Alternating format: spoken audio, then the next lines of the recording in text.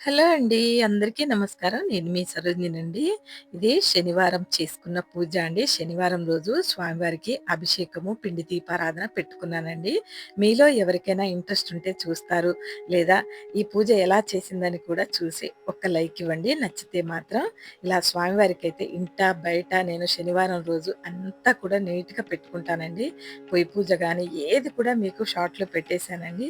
ఇలా కొద్దిగా వీడియో ఒక్క 10 నిమిషాల వీడియో అండి. మీకోసం పెట్టాను. స్వామివారంటే అందరికీ ప్రేమండి. అందరికీ కూడా స్వామివారి అభిషేకం చూడాలని అనిపిస్తూ ఉంటుందండి. నేను కూడా ఎవరైనా వీడియోలు చూసినప్పుడు మాత్రం స్వామివారి అభిషేకం చూడాలంటే నాకు కన్నులారా చూడబుద్దవుతుందండి. అంత ప్రాణమండి స్వామివారంటే. అందులో నేను గంగా జలంలో పసుపు, కుంకుమ, జవ్వాది, కొంచెం అంత అక్షింతలు, పువ్వులు అలా అన్నీ వేశానండి. పచ్చకర్పూరం కూడా వేసి చక్కగా సుగంధ ద్రవ్యాలతోటి స్వామివారికి ఫస్ట్ మనం గంగాజలం పోసేయాలండి. ఆ తర్వాత పాలు పోసుకుంటున్నానండి. పాలు, పెరుగు, తేనె, నెయ్యి, పంచదార ఈ 5 తోటి మనకి పంచామృతాలు తయారవుతాయండి. కానీ నా దగ్గర ఒక్క తేనె మాత్రం లేదండి. అవేమీ లేకపోయినా కూడా ఏది ఉంటే మన దగ్గర పాలున్నా, పెరుగున్నా ఏదైనా పోసి స్వామివారి మీద గంగాజలం మళ్ళీ పోసుకోవచ్చండి మనము. ఏది ఉన్నా మనస్ఫూర్తిగా స్వామి నా దగ్గర ఇదే ఉంది అనుకుంటే స్వామివారు తప్పకుండా తీసుకుంటారండి. స్వామివారు మన మనసుని చూస్తారండి. అలాగే స్వామివారి కోసం మన మనసుని చూస్తారు కదా అనుకుంటాం. కానీ స్వామివారి మీద మనం మనసు మొత్తం పెడతామండి. స్వామివారు మన మనసుని చూస్తారు కదా! మనం మొత్తంగా స్వామివారి మీదే మన ధ్యానమంతా పెడతామండి. అది భక్తి, శ్రద్ధ అండి మనది. అందుకనే శనివారం రోజున ఇంతలా నాకు తులసి దొరకటం నిజంగా నాకు తులసి 2 రోజుల ముందు మా వారు చాలా తెచ్చారండి. అవన్నీ కూడా ఇంకా పాడైపోతుంది కదండీ! 2 రోజులైతే ఇంకా పాడైపోతుందో ఏమో అన్నట్టుగా ఈరోజు ఎక్కువగా ఉపయోగించుకున్నానండి స్వామివారికి. తులసి అంటే చాలా ఇష్టమండి. ఏ బాధ ఉన్నా, ఏ ఆనందం ఉన్నా నాకైతే మాత్రం తులసి మాత్రం కావాలండి. పువ్వులు తక్కువగా ఉన్నా ఇలా సర్దుకోగలనండి. ఈరోజైతే పువ్వులు చాలా తక్కువగా ఉన్నాయండి. అయినా సర్దుకుంటున్నానండి. ఇంక తప్పదు. ఇంకా నాకు శనివారం, శుక్రవారం చాలా పూలుంటాయండి. ఒక్కొక్కసారి మా వారికి కుదరదండి వెళ్ళటము. అందుకనే ఇంకా ఉన్న పూలతోటే చేసుకున్నా అండి. ఇలా ఇంటి పూలు మా వారు డ్యూటీకెళ్ళిన దగ్గర ఉంటాయంటండి. వాళ్ళిస్తారండి. ఇంక అక్కడి నుంచి తీసుకొస్తాడండి అప్పుడప్పుడు. ఇంకా ఆ రోజు శుక్రవారం వచ్చేటప్పుడు "పువ్వులు తేలేదమ్మా, ఈ పువ్వులున్నాయి రేపు పొద్దున పెట్టుకో, నేను తర్వాత తెచ్చిపెడతాను నీకు సండే" అన్నారండి. సరేలే అనుకున్నానండి. ఇంకా స్వామివారికి ఏదుంటే ఏంటండి, ఏదైనా కూడా స్వామివారికి పూజ చేసుకుంది తప్పదు నేను. అలాగే కూడా స్వామివారికి మాత్రం మనస్ఫూర్తిగా అంతా మనం దీపారాధన చేసుకొని స్వామివారికి ఆ తర్వాతే మనం అభిషేకం చేస్తామండి. అంతా అయిపోయిన తర్వాత చక్కగా స్వామివారికి క్లీన్ చేసుకొని అంతా శుభ్రం చేసుకోవాలండి. విగ్రహం అంతా కూడా శుభ్రం చేసుకొని, తెల్లటి బట్టతోని తుడుచుకొని చక్కగా ఆ బట్ట మాత్రం ఎప్పుడు మీరు క్లీన్ చేసినా కూడా అందులో కాస్త పచ్చకర్పూరం వేసి ఆ బట్ట పక్కకు పెట్టండి. స్వామివారికి సువాసనగా ఉంటుందండి. ఏదైనా మీరు తెల్ల బట్ట వాడతారుగా స్వామివారికి చిన్న టవల్ వాడతారు కదా! తుడవటానికి అది మాత్రం పచ్చకర్పూరం వేసి మీరు మళ్ళీ డబ్బాలో దాచుకుంటారు కదా! ఏ పురుగు పూసి తిరగకుండా. అలా డబ్బాలో పచ్చకర్పూరం వేయండి, జవ్వాది వేయండి. మంచి స్మెల్‌తో ఉంటుందండి క్లాతు. స్వామివారిని చక్కగా అద్దుతూ ఉంటే దాంతో స్వామివారికి మంచి పరిమళాలు వెళ్తాయండి.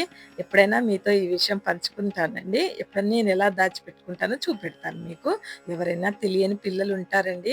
వాళ్ళ కోసం చెప్తున్నానండి. ఇలా నేను పిండి దీపాలు చేసుకున్నానండి ఫస్టే. అంటే ఎప్పుడూ మీకు వీడియో పెడుతూ ఉంటాను కదండీ! కాకపోతే ఇంక ఈరోజు చేయడం ఎందుకు చూపెట్టడం లెంతీగా అయిపోతుంది కదండీ వీడియో. అందుకనే నేను ముందే చేసుకున్నానండి. ఆ తర్వాత నెయ్యి అండి. ఒక్కొక్కసారి నాకు నెయ్యి కూడా ఉండదండి స్వామివారికి.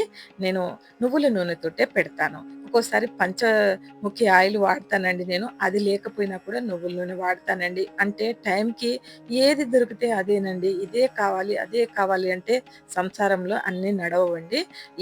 ఉన్నవారికి ఇంట్లో అన్ని రకాలుగా ఆ లక్ష్మీదేవి ఉన్నవారు మీరు కలిగిన వారైతే స్వామివారికి ఎంత చేసుకుంటే అంత అండి. అందరూ చేసుకుంటూ ఉంటారండి. లేని వాళ్ళకి లేని తీరుగా, ఉన్న వాళ్ళకి ఉన్న తీరుగా స్వామివారు తీసుకుంటారండి పూజని మాత్రం. మనకి ఏ మంత్రం రానవసరం లేదండి. మన మనసుతో పూజ చేస్తే చాలు. అంతా శుభ్రంగా పెట్టుకొని చక్కగా శుభ్రం మాత్రం మనమే చేయాలి కదండీ! అంత ఆనందంగా కూడా మనం ఇలా పూజనైతే మంచిగా పిండి దీపారాధన శనివారం రోజున తప్పకుండా చేసుకోవాలండి. అందరూ కూడా మనందరం చేసుకుందామండి. స్వామివారికి అందరూ చేస్తూ ఉంటారండి. కాకపోతే నా మనసాగక నేను చెప్తూ ఉంటానండి అప్పుడప్పుడు.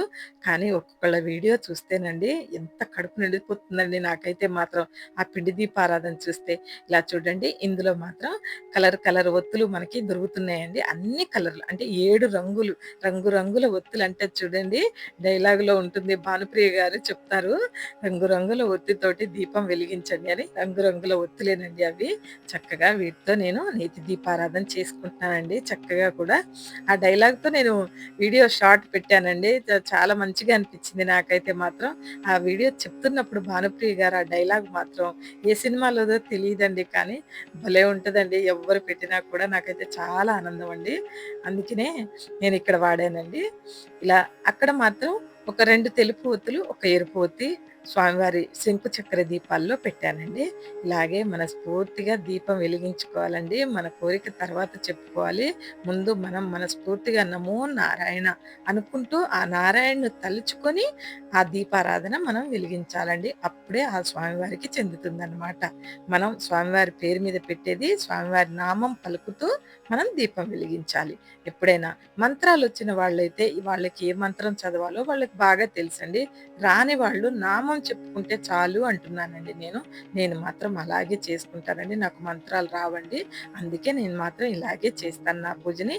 ఇంకా పసుపు, కుంకుమ మనం దీపం వెలిగించగానే పసుపు, కుంకుమ, అక్షతలు కొన్ని అంటే ముందే మనం అలంకరించుకున్నాం కదండీ! ఒక పువ్వు పెట్టి ఇంకా మనం అక్షింతలు చేతిలో పట్టుకొని మన కోరిక చెప్పుకోవాలండి. తర్వాత దీపానికి కోరిక చెప్పుకొని అక్షింతలు వేసుకోవాలండి. ఆ తర్వాత మంచి ధూపం. చాలా చక్కటి ధూపం. స్వామివారికి ధూపాలంటే చాలా ఇష్టం. మందిరంలో ఎప్పుడూ పరిమళంగా ఉండే ధూప దీపాలు ఎప్పుడూ ఉండాలండి.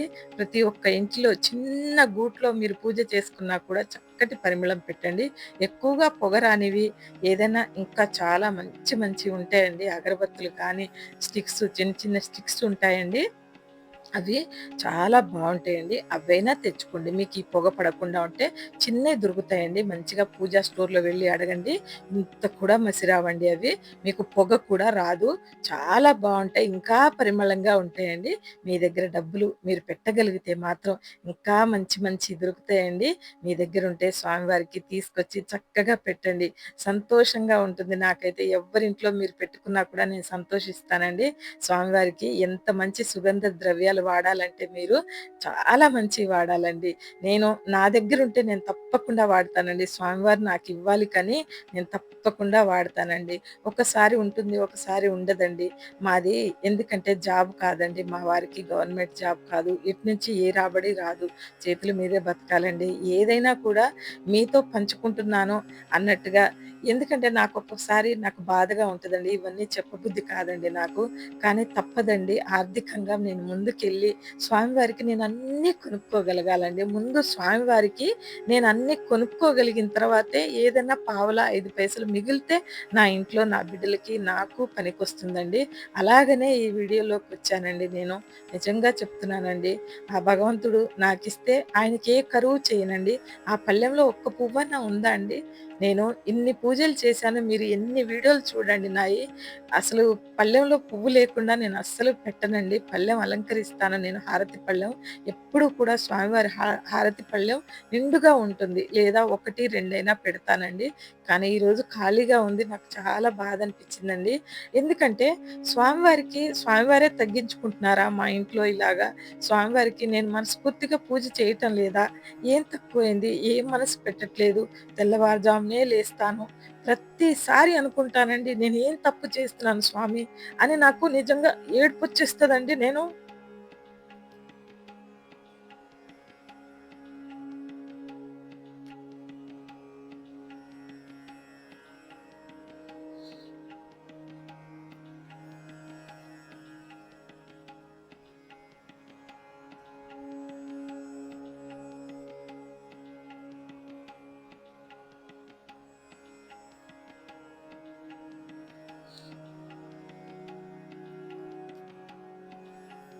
ఈరోజు నైవేద్యంలోకి స్వామివారికి